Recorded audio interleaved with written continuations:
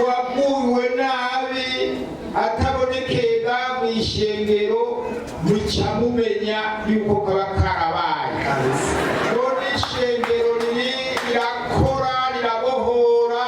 Turashimira umwami Yesu kuko tugenderamo tugaca turonka ingufu tukaronka ubushobozi akadushiramo imbaraga tudukomera. Turashimira Imana yacu yera mu izina rya Yesu w'i Nazareti. Amen.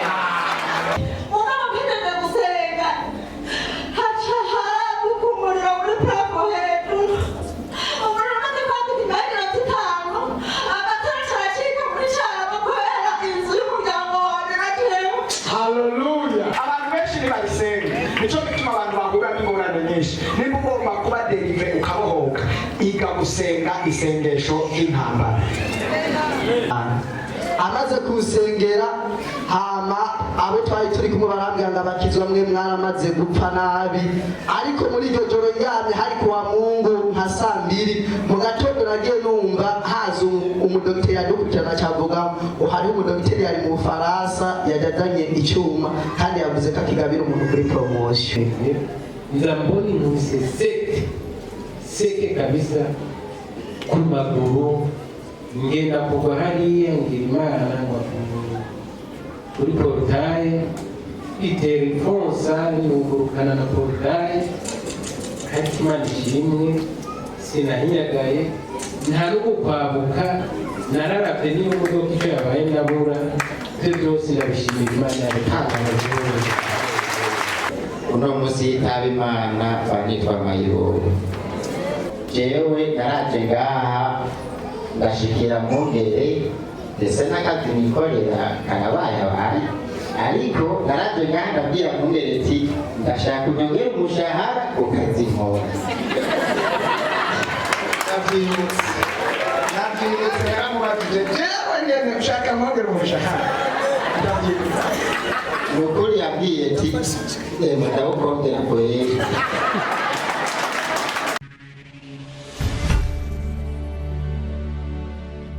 Yesu ashimwe shekero y'Imana. Amen.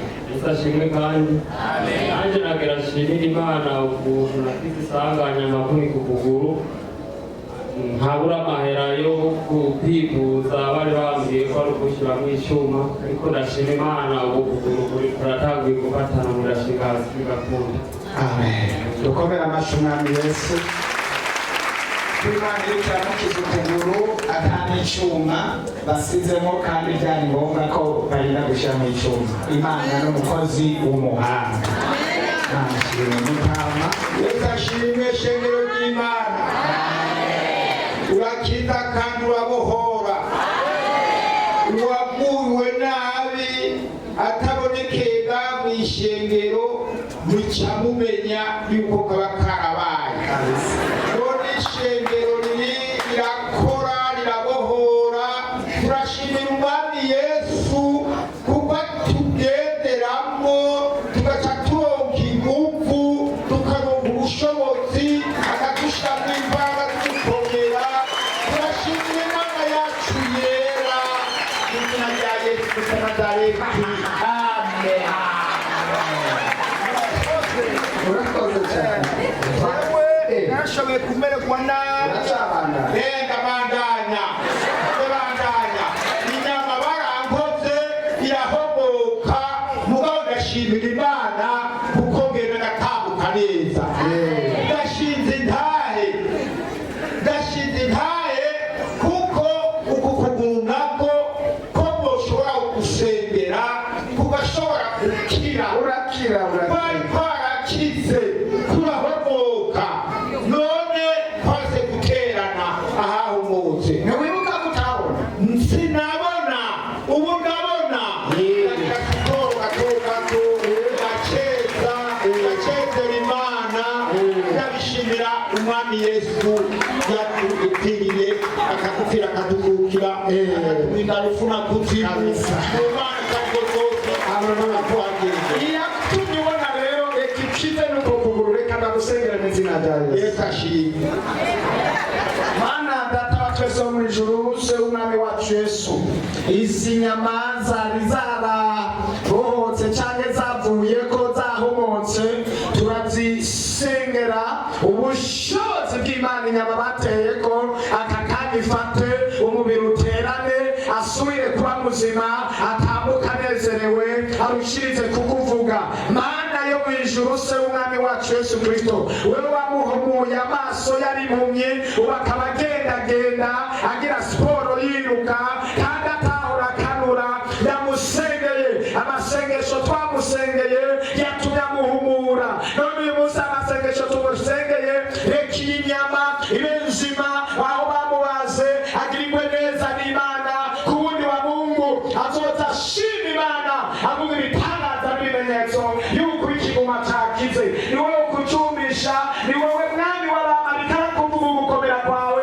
Wewe Isamani turiteze igitangaza ku wa Mungu nk'uyu azovuga wakoze kuri we. Tugushimiye tugukomera amashyi mu izina rya Yesu. Yesu ashimwe. Yesu ashimwe. Jese nenze ko nohagarara imbere y'abantu shingi ntariko kuvyo Imana yankoreye. Nahisemo kuhagarara kubera Imana igukora vyiza utegeza kubishima.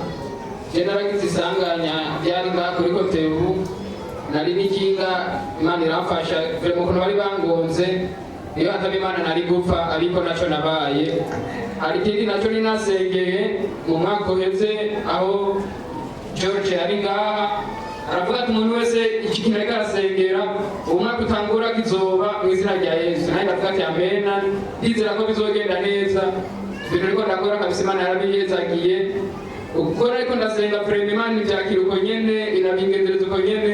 Uku kwezi kwa mbere n'ukwa kabiri imigisha nifuza byose yarabayeko. Abana nimagaze bashimira Imana kandi bagiye kuyikorera abantu.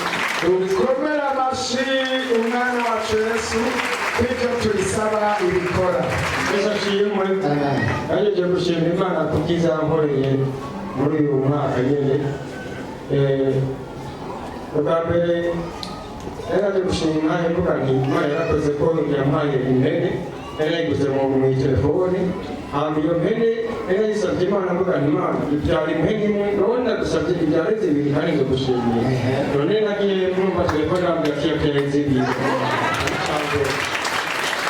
Icya kabiri ni ukuri mu kwishimira kabiri tariki 13 akazi kari gahagaze hama ndavuga nti Imana none akazi gahagaze kandi nanjye nashaka kubaka inzu munsi bizogenda gute ko nashaka kugura ibituma kugira ngo nze nguremo amabati hama nawe mfashe nacyatura none bigende gute nagira icwiriza mu mutima ngo humura ndi kumwe nawe ariko ndasenga hanyuma mpeje gusenga bukeye nsubiye ku kazi niho rero tugiye ku kazi batubwira ati mwe muzogaruka umunsi tuzohamagara n'abayobozi sawa kirataha cy'isahani ngabara bamuhamagaye ngo ejo uzoze tuguha akazi.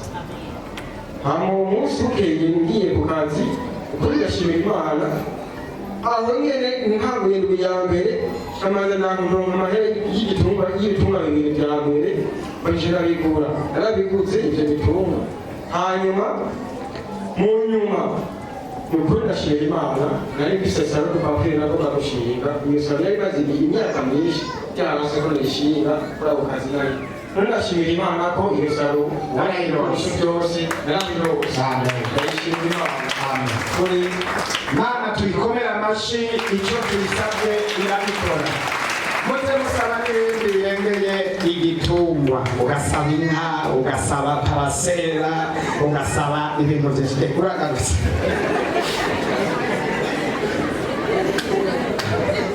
hari icyo nibagiye gushimira Imana wa munsi kwa Mungu amuvuga ati nimwakira akazi reka ku kazi yagiye mbabanira tunatigaruka akazi ka shefu mbi wahoraye yarasubiyeyo amashyi menshi ku mwana wa shefu aho wari uri cyari kiraka baca baguhamagara ngo ugaruke ku kazi kawe neza kamwe ka mbere dukomere amashyi umwami Yesu. Imana yakw'icyubahiro kandi yemwe ndababwire umuntu yaje muri etantaje yarashize ntadahaguruke ngo asohoke yarashize. Rero n'ukuri maze gushimira Imana itangaza Imana yankoreye kuva bigera ngaha je naje ngaha ingwaye cyane biteye ubwoba ngwaye abazimu cyane ariko ndashima imana n'ukuri ubu ndumva ko nageze imana yacu icyubahiro kandi nkashima imana ibitangaza imana yankoreye je narigize parasera nashize ku isoko hari haheze imyaka 2 iyo parasera yabisumukiriye ariko ngeze ngaha anya hariho umwarimu aturongoye muri sire mwarimu Auguste ndaramuhaye umutwaro ngo asengere nanjye cyangwa ngaha anya cyanumva kakabuye na ryashugwe pasiteri wacu yasengera cyane afata kakabuye na ryashugwe hari parasera umuntu yari yaje aravuganya ngo agira igure nanjye cyane avuga ati mana jya parasera narashyize ku isoko je ntamahera mfite nta n'icumu mugabo kuko ubushobozi n'imbaraga wahaye pasiteri Joseph ibuye yarazengeye ndagenda shyiramo iryo parasera n'undi ayivuganije ntayazogurya nje nzoyigura cyane abishyira mu kwizera uko nyene cyane agenda nicarira muhira ndasenga ryashugwe nararijanye ryaguye ndabishyiramo iyo parasera nashaka kugura niyo yinga nyene naciye numva bantelefone atereka imbuto y'amara ya parasera nta nubwo niriwe ndanavuga naciye ngena ntora amafaranga cyadaza cyane ari ya parasera ibyo rero ndabishimira imana amashimwe yo kugira iyo leta mukaza murafata hariho ibindi bitangaza imana yankoreye ejo narataye intuda ya telefone ngiye ibadike gusuma iyo telefone ndihebura nyene ndayihema ndavuga ati telefone ndayiheze ndavuga ati mana waraduhaye ubushobozi jewe nzinduka ngenda simba ngiye kuroga mba ngiye gukora ibikorwa byawe kubw'amavuta wahaye pasiteri Joseph ndakwinginze ugire icyo ukora iyo telefone ndayibone ndavuga ati mana ntegerezwa kuyibona kuko waravuze ngo dukorere mu mavuta ya pasiteri Joseph nanjye iyi sani nasenge nkorera amavuta yiwe iyo telefone ntegerezwa kuja kuba mwanya naciye nica ahantu imibabaro ndasenga nyene ndasenga ncanagenda nduze gato nizeye ko yabotike iyo kuko iyo telefone narayirondeyeko bambwira ngo urazimije bamaze kuyitwara uburyo umuntu yayitoye wenyene naraduze gato nishize kwiyo botike nasanze ahagaze ngaho nyene andindiriye ntiyavuye ngaho atarambara ngomaga ngo ubwo se watara telefone ati ni jewe nyene ngo akina telefone yawe amavuta ndavuga ati mana aya ni amavuta wapakeye aya ni ayigakanye ati kubwizo ngiye gukorera imana shikamye imana inongera imbaraga n'inkomezi ati kuko kubwanjye zishoboye ati kubwaho kuko amavuta abaye kuhaye pasiteri Joseph ati ngiye gukora n'imbaraga nyinshi cyane ukomere amashimwe yewe kwizera kurarema mana yacu Yesu nashimye amen nanjye ngo nashimire imana ibintu byabaye kuwa Mungu ni ngaha byarandengeye iyo twasenze imisa mu gitondo tugiye ku mugoroba kubera ahantu tugaragatambuka gushika mu ijoro isaha 3:30 niho twinjira mu turashika turakaraba turafungura mbona umwana wa mbere yifunga ikintu mu mutwe mbona uwa kabiri abyinje ngaha mbona uwa gatatu ntahaguruka ndabaza ibyabaye n'ibiki ariko imana yacu nizemera ko tumara amahara nimba twarizeye by'ukuri nizotugira umurizo tugira umutwe mwana wa mbere nawe adatowe wabaye uwa mbere atugendageye kunenera kuri uriya mwembe ngo angaramira ngo uyu mugongo amazi nk'uko inka wewe y'imyaka 13 uracanenera ku mwembe ngo yego uwa kabiri atiwe ngaho kutinde ngaha byagenze gute ati rero mbyirinde twakeneye amakarite abona abahungu ati tugiye amakarite jewe mperura twese mwene wacu atagwa karamu atapasa ukuri kose ati nawe ati warumyishe nawe akatahindurira ku ivu ati rero twese twiriwe ngaha tumeze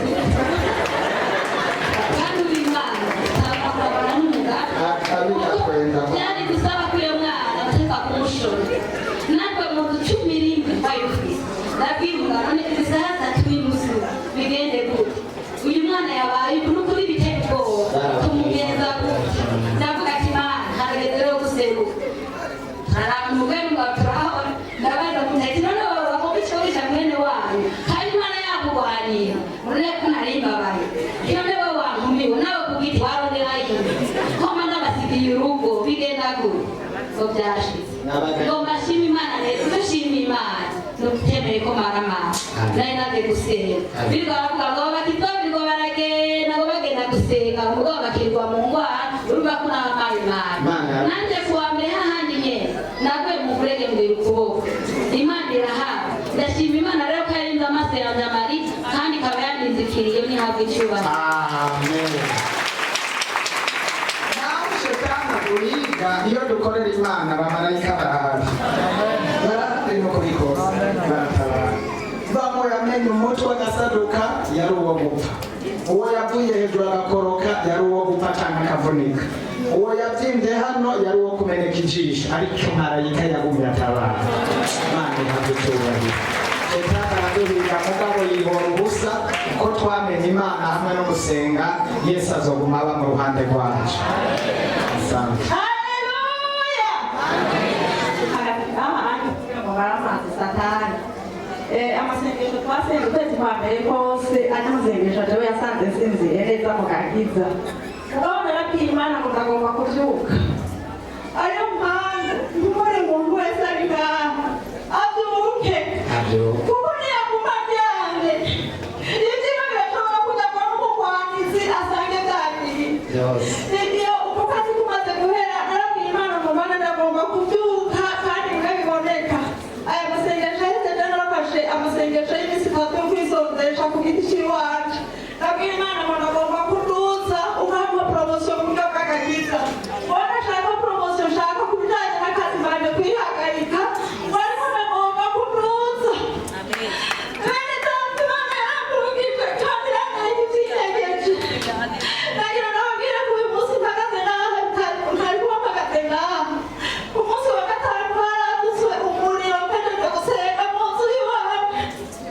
haraduka umuriro uraduka mu nsinga amagenda arasha insinga zirasha ibiheruka kuba muri pisi gitega mara wenyine byagenze nanjye zagomba bigende kurya nari mpejeje gusenga abakozi b'imana umukozi w'imana imana wezagera atuzanira abakozi b'imana bariko bamuta bakatwigisha bakatubwira ati hari amasengesho y'imbaraga n'amasengesho atagira imbaraga nari mpejeje gusenga amasengesho y'imbaraga ndabomagutsa ndasengagutsa ibyagomba benshi barikoze narinzi mugabo mpejeje gusenga haca haraduka umuriro muri parafo hejuru umuriro umaze kwaduka iminota itanu amatara aracika muri cyaro kubera inzu y'umuryango wanjye nagiyeho haleluya amatara aracika hose iyo amatara adacika insinga zari gutwama zose zigaca kubera n'abageni yari inzu yose igashika tukombera narabaye muri kire guhera nyamere disi gushika n'uyu munsi turavuga ngo turacariko turariyo tuzi turaheza kureba amagrete mugabo yesu aravuga ngo naciye amatara yose muri cyarama kubera inzu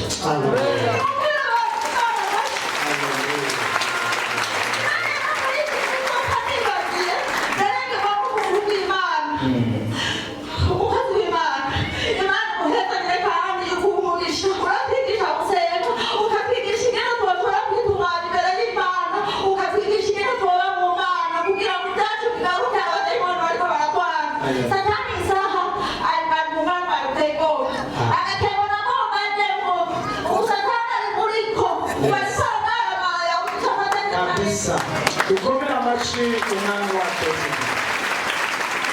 ariko iki kintu murumva ingene kimeze ikintu giteye ubwoba ntushobora kubitahura neza ni ikintu giteye ubwoba aho kubera inzu ifashwe imana mu gutabara igupama amatara y'igisakaritsiye yose ni ikintu giteye ubwoba igupa ikaritsiye yose kubera ugutabara ni ikintu numvise nanjye kimuza ahandi hantu aho hariho amasengesho abo twari kumwe ejo ariko ndabigisha amasengesho imigwi y'amasengesho nababwira ati hari imigwi y'amasengesho ishika 4 naho nashoboye kuyivuga yose harabona yigishije imigwi 4 abenshi bakunda gusenga imigwi 3 y'amasengesho umugwi wa 4 ntibakunda kuwusenga kandi abo nabo barabakizwa bamaze igihe kirekire barakunda gusenga amasengesho ariko umugwi wa 4 ntibakunda kuwusenga reka nvuge mu ncamake umugwi wa mbere ni uwo kwezwa no gutungana igihe cyose ugomba gusenga banza wiyeze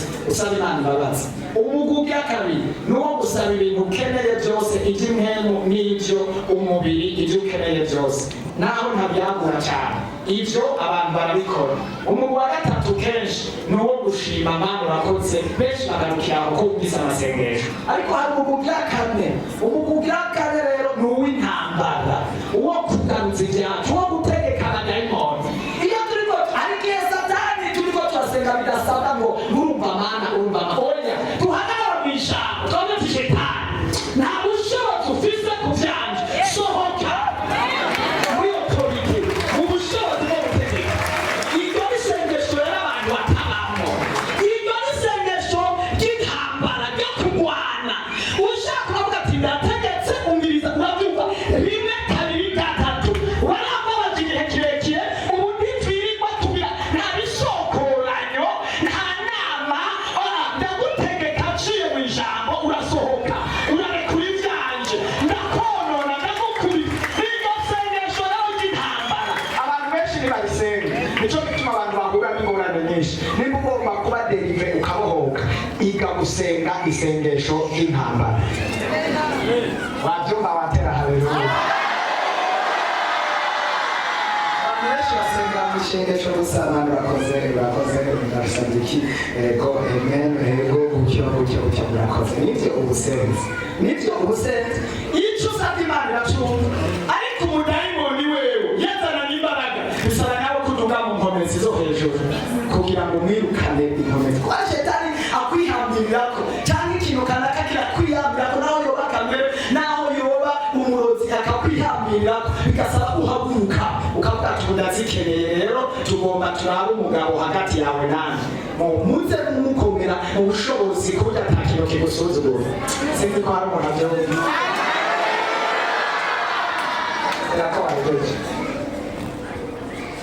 Ukwanana mugera hino kubivuga niko nabikoze. Urumva nari nturutse nene mpeza matana kuvango ngama. Urakubanira intambara nyinshi cyane rwose zitagiko zigana. Wari ziboneka n'izitaboneka. Waziga zose neza zose. Uzipoma kure. Uzisenya kure. Ndashira mu bunyane dushira kirabira. Ukwanana kubivuga niko nari nabikoze. Kandi nani rero tutabyaheze. Nagomba rero mungere kandi kumpeza kumpe mugisha. Yes, Urabashakira mwebwe mukigisha gusenga. Amen. Baherezo byiza umuco ikomeye cyane. hanyuma nibahasha gushimba kuko ntacyo mfise noshobora kuronka shimba Imana yakoze ibikomeye. Dukomere amashyi Nibahasha kugira ngo umuco ariko nakora Yesu aguhe umugisha w'Imana bane. haleluya. nanjye numva nezerewe cyane. hama je nari maze imyaka 5 mfise ikibazo cy'imvune, hama 3 muri iyo n'igice nayimaze ndi mu bitaro. ku cyuma cyane babansizemwo ngo mbave mu bitaro, nari nabuze amahera yo kukiriha. mwungere aransengera arambwira ati amafaranga ntayo, kuko nari mbuze amafaranga menshi, ariko Imana irafise amafaranga. amaze kusengera, hama abo twari turi kumwe barambwira ngo abakizwa mwe mwaramaze gupfa nabi. ariko muri iryo joro ryamye hari kuwa Mungu nka 2:00 mu gatondo nagiye numva haza umudokiteri yadukurikirana cyavuga ngo hari umudokiteri yari mu Bufaransa yajyanye icyuma kandi yavuze ko akigabira umuntu kuri promotion. mufashe dukomera Imana amashyi. nyuma yaho bakisizemwo ndataha. maze gutaha ngarutse bangiriye kontrole, bambwira ngo nubwo bakisizemwo ntibyakunze, igufa ryaraboze, ngo bazokuramo igufi no mwitako barite ngumuko nyene. nayimubwira mwungere, hama arambwira ati reka dusenge Imana. naza no ngaha baransengera, hama ngiye bangire operation uwo munsi wo kumuramo igufa barite, baca bambwira ngo igufa ryarateranye ubu ntacyo nacyo gituma rero Imana irahari, naciye ndayibona. ni nacyo gituma iyo ndirimbo nayikoze ku munsi wa gatatu ngomba kuzoza ngaha, ndavuga ati umwungere wacu Imana izomuzigame, kubera nta hantu Imana itogukora nta nayo itogushikana. mufashe rero tuzoze bakorera Imana. nariyemeje no kubandanya gukora izindi, hama wibuke ugiye kuri YouTube wandike mu Kristo Dedi ucugira sabone. Imana ibampera umugisha. Amen. Sawa. Uzikore kabisa Imana ngo umugisha. Hariya mukoresha indirimbo nangahe? Akiwa hariya mukabura. hariya 80 ndakoye iyi ndirimbo. indirimbo ndayikurikiye imwe umbwira umwanya uwo ari wo wose utamburejewe n'uriya ngo amurihiye iyindi n'uriya amurihiye iyindi haleluya zitatu kandi ibyo wasizemo mu ngere nzoyikoresha amashusho.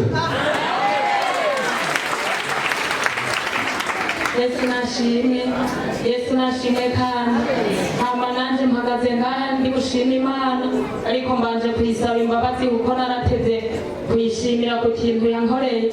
Jewe naho mpagaze ngaha nari napfuye, Imana inyongera iminsi yo kuba muri 2012 narafashwe n'igitero c'abadayimoni kirangirira nabi dukurikira muri koma, iminsi namaze muri koma ntayo nzi, ariko muri byose ndashima Imana ko navuye muri iyo koma nkomeye ata kihimba canje na kimwe kimugaye. Abandi bagiye muri koma bavayo amaso yagiye mw'ibiharage canke bamugaye ahandi hantu, mugabo jewe Imana yarangiriye neza navuyeyo ndi muzima, n'urubavu rwose rwari rwapfuye nagiye ndakira buke buke. Ndashimiye Imana cane yanhanzigamiye kuko nabo twari turwaranye mu birivyo bitaro, benshi barapfuye mugabo nanje n'urupfu rwaraje kuntora, mugabo kubera Imana rurantinya. Mukomera amashyi Imana yacu. Haleluya. Ndashima Imana nanje umwana wanje yaramaze iminsi arwaye, yararwaye ibere, amabere arabyimba, amara iminsi adafungura atonka, ariko ku munsi w'ejo narashitse ngaha baramusengera na jewe ubunya amabere arakomeye n'umwana aronka yo gufungura. Amen, amen, amen, amen. Mana ishimwe cyane. Haleluya. Yesu ashimwe. Amen. Jewe mpagaze ngaha amashimwe adasanzwe, ndashimira Imana ya Repentance. Amen. Ahaheruka mu Gitega nahuye n'umuti, kwanza sinanzi n'iyo modoka iziva yari ihagariye haruguru, naye nca pembeni nirenge nza mbona inkubise seke kabisa ku maguru, ngenda kugwa hariya ngira Imana ngo kuri porutaye itera ifonsa nungurukana na porutaye, ariko Imana ishimwe sinahinyagaye nta n'ugukwabuka, nararavye n'iyo modoka icyo yabaye ndabura, ivyo byose ndabishimira Imana yabitangaje. Hanyuma gukurikira jewe mu masengesho yo guheza umwaka, pasiteri Mwungere yaratubwiye ati mu mwaka ni wo gusanasana. Jewe rero nyuma y'iyo sanganya Imana yanyeretse ikimenyetso gikomeye cy'ibyo Satani yaragiye kuburizamo. Ubu ndabona Imana yatanguye gusanasana ubuzima bwanjye, yarandihiye ideni, hanyuma iramfasha no mu bundi buryo butandukanye. Dukomera amashyi Umwami Yesu. Ikindi ni umutwaro ukomeye, kubera nemera amasengesho ya Repentance. Ndafite umushikanje turanakurikirana, afite ibyaro zibiri n'abana mutera ubwoba ko babwirwa kumukora ku gitereko kubera gishobora kwikansiriza umwanya wari wose kubera ibibyimba byiza. Rero sinzi ko nokwita abakozi b'Imana cyane sinzi, baramutera ubwoba cyane ku matelefone ngo ntagende kwirisha operasiyo ngo adopfa ngo nabihebe, nawe akaraba ati none bamaze kuba badokiteri batatu bambwira ko bento ni kanseri, none ati abandi nabo ntatumve kwibanisha mu kuvuga Harihe aracyari n'umwambira kare hari n'ubujongo uzomutuza leta umufashe kuwa kabiri saa 10 cyangwa kuwa gatanu saa 10 uzomutuza leta umufashe. Dukomera amashyi Umwami Yesu. Isanganya murumva ko ryari isanganya rikomeye, aho imodoka igukubita ikafatana porotari ikawuterera kuri porotari ikarandura na porotari ukaguma uri muzima. Ariko murumva abamarayika ingene bakora, urumva ubu bushobozi. Hari ibintu jewe mbisiga ubwenge, mugabo ni Imana nyene, kandi iby'Imana bitegerezwa kudusiga ubwenge nyene. Haleluya, amen. bakristo intore z'Imana, Imana ntihabwa icyubahiro cyane. Imana yo mu ijuru ndayikunda, itanga itaravye impunzi. Uno munsi yitaba Imana banitwa Mayiroro, ariko uno munsi kuko Imana y'umwungere wacu dufise ijambo kandi dufise n'agaciro. Nukuri jewe novuga yuko kuba Repentance uyu mwaka wa 2020 numugisha uyu mwaka ku bantu ba Repentance. Muvyo gusenga dutandukanye kuko Imana yo mu ijuru irahangana.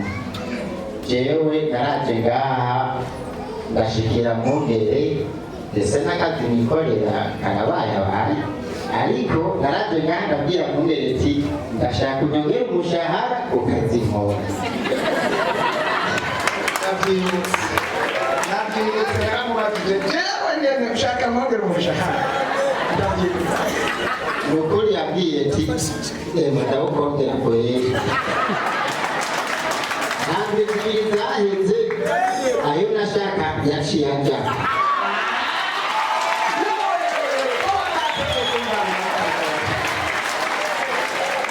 Ndasubira kandi ati n'ubundi sishinzwe kubirayo.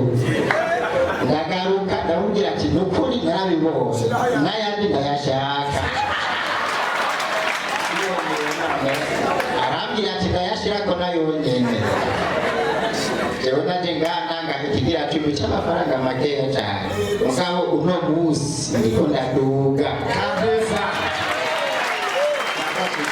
Jewe ngiye kuba umugwiza tunga akomeye wa Repentance.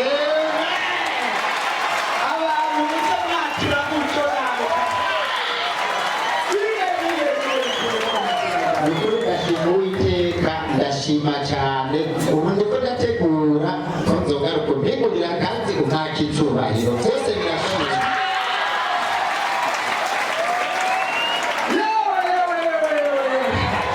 Turafashije.